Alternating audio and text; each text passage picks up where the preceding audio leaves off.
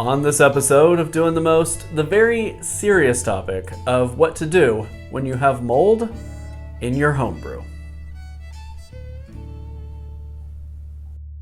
Homemade brews and various how-tos, everything from mead to roast, bake creation, fermentation, inebriation, doing the most. There is a lot of very bad information out there on the internet about what to do if you get a mold infection in your wine, mead, cider, or beer. There's a lot of very confidently wrong information out there. Yes. What I would do is dissolve 1 Camden tablet per gallon and put that into a new sanitized carboy. Then carefully rack the wine out from under the moldy-looking layer into a new carboy. I know! There are no known pathogens that can grow in beer. I doubt wine is much different. Scoop it out and let it ride, in my honest opinion. Don't toss it, distill it. Assuming it has some alcohol content, honey brandy. Ooh. Looks like an infection of some kind. I recommend racking and leaving that junk behind. After racking, give it some sulfites. Looks like blue-green mold from pictures. These molds are common and belong to the Penicillium genus. This type of mold was used to make penicillin. It's usually found upon foods. You can probably safely skim it off. Personally, I would just run it through a filter, maybe flash freeze it, and continue on. The real answer, as disappointing as it may be, is to dump it down the drain or into the compost heap. Do not drink it. Folks online will tell you a number of different things you can do to fix mold in your homebrew, including dosing it with Camden tablets and then racking it, or pasteurizing it and racking it, or just scooping it right on out of there and maybe racking it, or maybe just, seeing what happens. Or some folks will even tell you to stir it right back in and just wait for the alcohol to do its thing and kill off the mold. None of these are good ideas. All of these are bad ideas. So what is mold? Well, mold is a fungus, and particularly it's a fungus that grows in multicellular filaments. Contrast that against yeast, which is also a fungus, but is a single-celled organism. In homebrewed alcoholic products, mold is treated as an infection and should always be treated as something that gets dumped out, not consumed. Now, there are some forms of infection that will result in a product that, while maybe not tasty, will be drinkable on the other end, and it all kind of depends on what was in your initial recipe. Those types of infections are lactobacillus, pediococcus, and brettanomyces.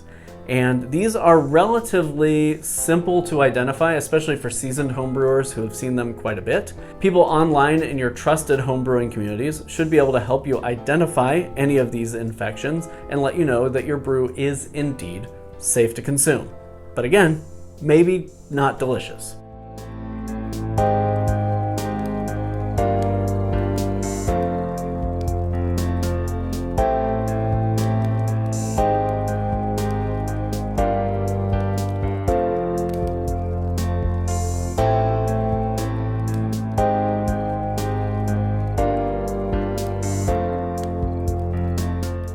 The reason lactobacillus, pediococcus, and brettanomyces are drinkable forms of infection are because they do not create toxins in the way that some molds do.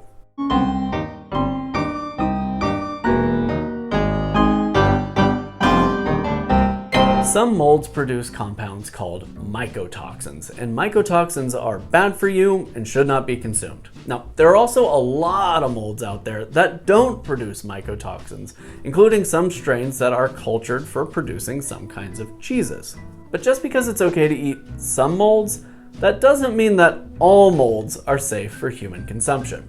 So what the heck are mycotoxins? Well, science in a large part doesn't fully understand the role mycotoxins play during the mold's life cycle. There's speculation that some mycotoxins exist to help the mold prepare its substrate for consumption, which in layman terms basically means they help the mold prepare its meal for eating. And then there's speculation that other mycotoxins maybe exist as a stress response for the mold, or maybe even a defense mechanism for the mold colony. And these molds that do create mycotoxins are just raining them down into your homebrew. And removing the mold does not remove the mycotoxins, and there's not a chemical or a heat way that you can do that on the homebrewing scale. Once mycotoxins are in your brew, they're in your brew. In modern conditions of food storage and safety precautions, getting mycotoxins into the food supply line can be fairly rare, but it does happen. For example, if livestock feed is stored in conditions that are perhaps too warm or too humid, mold can grow on the feed, it can create mycotoxins. Those mycotoxins are then transferred to the animal through its digestion, and some might be broken down in the liver and kidneys, but others are going to be excreted through the milk, or they're going to be transferred into the muscle and arrive in your meat at the grocery store. But again, this is relatively rare in countries with modern food storage and safety precautions. Another example might be that in communities with less stringent food safety precautions, particularly when they're storing grains for their own consumption, mold can grow on or in those grains, release mycotoxins, and then people consume those mycotoxins just simply by eating their meals and end up getting microdosed over and over and over and over again with those mycotoxins. And minute amounts throughout your life probably aren't so bad, but the more consumption of mycotoxins you have, the more likely you are to have negative health ramifications. And I like to think of it this way. Breathing humid air, breathing a little water vapor is not gonna hurt you. You're not gonna drown. But if you suck a bunch of water into your lungs, you're gonna have a bad time. And this is what we're talking about with mycotoxins in your homebrew. A little bit here and there in your food supply is probably not gonna hurt you, even long term. A little tiny amount.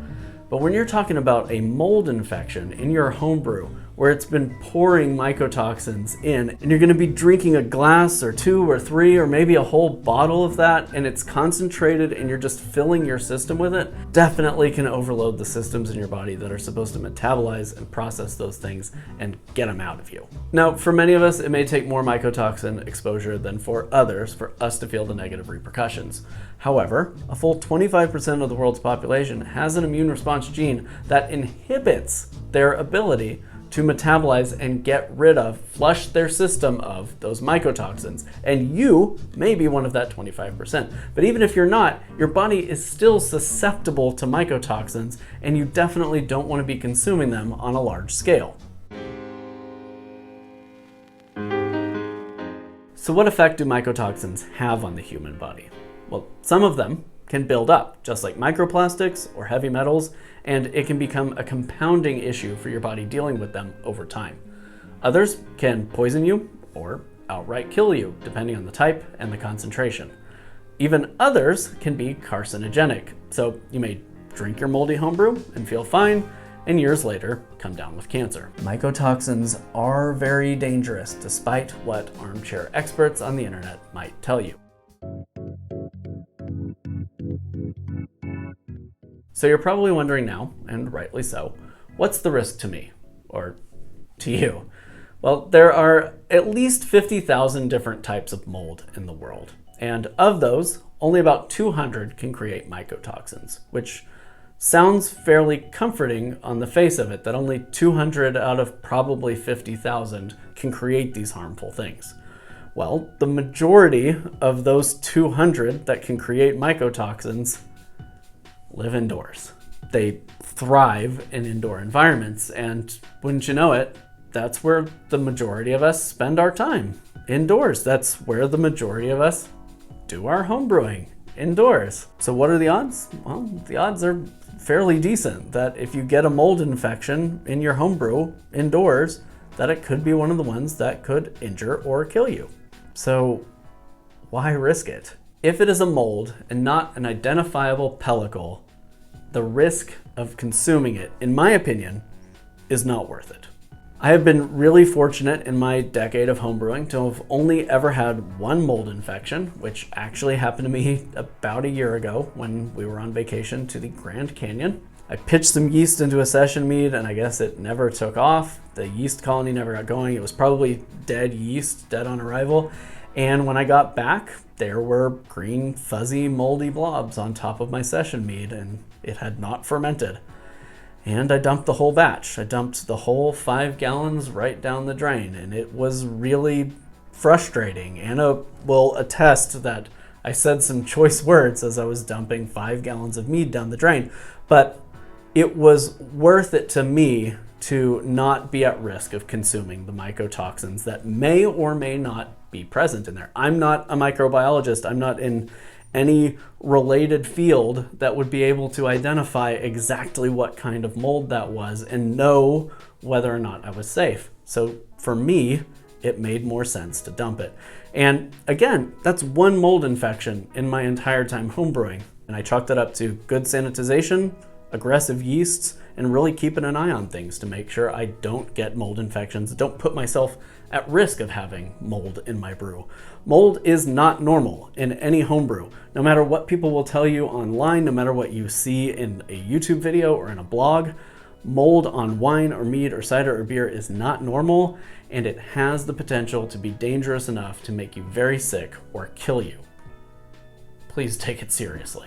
And keep in mind, just because you saw somebody's blog or forum post saying that they scooped out mold and they hit it with Campden tablets and they drank it and they were fine, that doesn't mean that you can do the same thing and you won't get sick.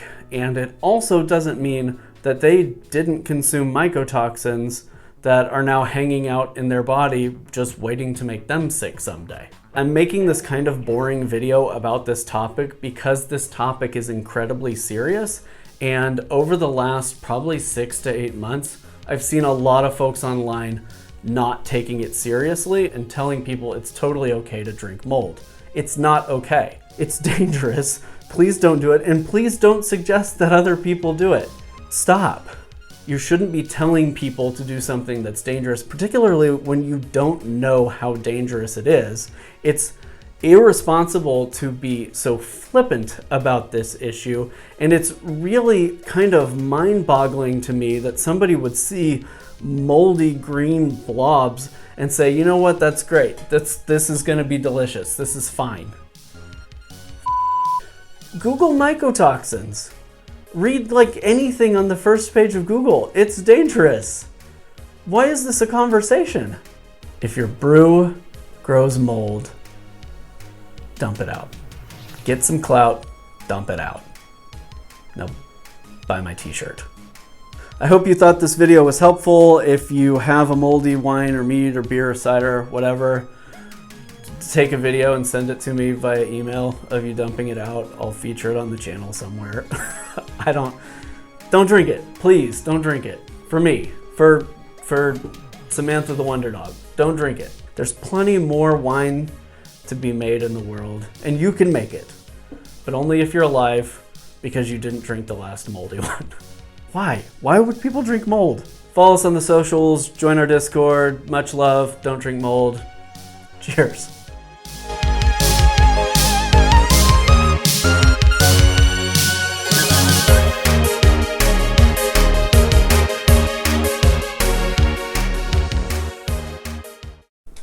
I never thought I'd have to make this video.